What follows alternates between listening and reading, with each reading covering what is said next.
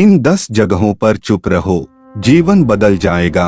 Buddhist story. Gautam Buddha की शिक्षाएं हमें न केवल जीवन का सार समझने में मदद करती हैं, बल्कि हमें आत्म शांति और सफलता का मार्ग भी दिखाती हैं। चुप्पी एक ऐसा हथियार है जो सही समय पर सही जगह पर इस्तेमाल होने पर चमत्कार कर सकती है। इस संदेश में हम उन 10 जगहों पर चुप रहने की बुद्ध की शिक्षा को विस्तार से समझेंगे, जहां मौन न केवल शक्ति है बल्कि आत्मोत्थान का साधन भी है। 1। जब कोई आप पर क्रोध करे, बुद्ध ने सिखाया, क्रोध का उत्तर क्रोध नहीं बल्कि मौन है। यदि कोई आप पर गुस्सा कर रहा है तो चुप रहना ही सबसे सही उत्तर है। यह न केवल आपके मन को शांत रखता है बल्कि सामने वाले के क्रोध को भी ठंडा कर देता है। एक दिन एक क्रोधित व्यक्ति ने बुद्ध का अपमान किया। बुद्ध शांत रहे और बोले, यदि तुम मुझे यह उपहार दो और मैं इसे स्वीकार न करूं तो यह तुम्हारा ही रहेगा। इस पर व्यक्ति समझ गया कि उसका क्रोध व्यर्थ है। बुद्ध का यह दृष्टिकोण हमें सिखाता है कि क्रोध के समय चुप्पी सबसे बड़ी शक्ति होती है। क्रोध का उत्तर न देने से आप अपनी ऊर्जा बचाते हैं। वैज्ञानिक रूप से भी क्रोध का सामना चुप्पी से करने पर आपके शरीर में तनाव हार्मोन कम बनते हैं। यह तकनीक आपके मानसिक स्वास्थ्य को बेहतर बनाए रखती है। साथ ही यह रिश्तों को भी तनाव से बचाती है। 2। जब आपकी राय मांगी न जाए, गौतम बुद्ध कहते थे, जहां आपकी राय की आवश्यकता न हो वहां अपनी चुप्पी रखें। अनचाही सलाह देने से संबंध खराब हो सकते हैं और आपके शब्दों का मूल्य भी कम हो सकता है। एक बार बुद्ध के शिष्य ने बिना पूछे एक किसान को खेती का तरीका समझाया। किसान नाराज हुआ और कहा, मुझे यह सब न सिखाओ। बुद्ध ने शिष्य को समझाया, जब तक कोई स्वयं न पूछे तब तक अपने ज्ञान को बांटना समय की बर्बादी है। जब आप अपनी राय बिना मांगे देते हैं तो यह दूसरों को भ्रमित कर सकता है। यह अहंकार का भी संकेत देता है। चुप्पी न केवल आपकी विनम्रता को दर्शाती है बल्कि आपके शब्दों का महत्व भी बढ़ाती है। सही समय पर सही बात कहना ही बुद्धिमानी है। 3। जब बात से अधिक कर्म आवश्यक हो, कर्म शब्दों से अधिक प्रभावशाली होते हैं। बुद्ध ने कहा, ऐसे समय पर चुप रहना और काम पर ध्यान केंद्रित करना ही सफलता की कुंजी है। बुद्ध के एक शिष्य ने उनसे पूछा, मैं कैसे सिद्धि प्राप्त कर सकता हूँ? बुद्ध ने चुप्पी साध ली और ध्यान करना शुरू किया। शिष्य ने उनके कर्म से सीखा कि ध्यान ही मार्ग है। कई बार शब्दों से ज्यादा आपके कर्म आपकी बात साबित करते हैं। जब आप बिना बोले अपना कार्य पूरा करते हैं तो उसका प्रभाव गहरा और स्थायी होता है। यह दूसरों को प्रेरणा देता है और आपकी विश्वसनीयता को भी बढ़ाता है। 4। जब आप किसी की भावनाओं को न समझ पाएं, बुद्ध ने कहा, यदि आप किसी की स्थिति को न समझें तो चुप रहना बेहतर है। किसी की भावनाओं को अनावश्यक शब्दों से ठेस पहुंचाने से अच्छा है कि मौन धारण करें। एक महिला अपने बच्चे की मृत्यु पर रो रही थी।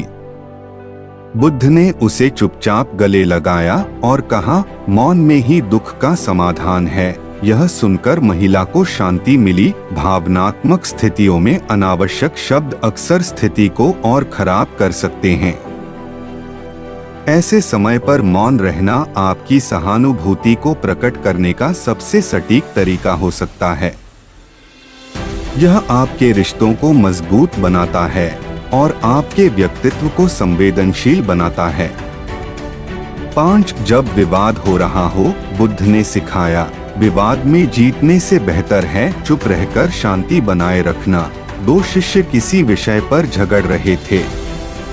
बुद्ध ने उन्हें चुप रहने को कहा और समझाया, शांति की स्थिति में ही सत्य का अनुभव किया जा सकता है। विवाद में पड़ने से आपकी ऊर्जा और समय दोनों नष्ट होते हैं। यदि आप शांत रहेंगे तो आप विवादों से बचकर अपने जीवन को सकारात्मक दिशा दे सकते हैं। शांति से आप दूसरों का सम्मान भी अर्जित करते हैं। 6. जब आप क्रोधित हों, क्रोध के समय बोले गए शब्द तलवार से भी अधिक घाव देते हैं। बुद्ध ने क्रोध में मौन को सबसे बड़ी ताकत बताया। एक शिष्य ने क्रोध में बुद्ध से दुर्व्यवहार किया। बुद्ध चुप रहे। बाद में शिष्य ने माफी मांगी और कहा, आपका मौन मेरी सबसे बड़ी सीख है। क्रोध के समय चुप रहकर आप न केवल अपने शब्दों को अनावश्यक हानि पहुंचाने से बचा सकते हैं, बल्कि आप अपने मन को भी शांत कर सकते हैं। यह आत्मनियंत्रण का सबसे अच्छा उदाहरण है। 7. जब आप किसी को क्षमा न कर सकें, क्षमा न कर पाने की स्थिति में चुप रहना ही सही है। बुद्ध ने कहा, मौन क्षमा का पहला कदम है। एक राजा ने बुद्ध से पूछा, मैं अपने दुश्मनों को कैसे क्षमा करूं? बुद्ध ने कहा, पहले चुप रहो और अपने मन को शांत करो। राजा ने इसे अपनाया और दुश्मनों के प्रति क्रोध को त्याग दिया। क्षमा न करने की स्थिति में मौन आपको अपने भीतर झांकने का अवसर देता है।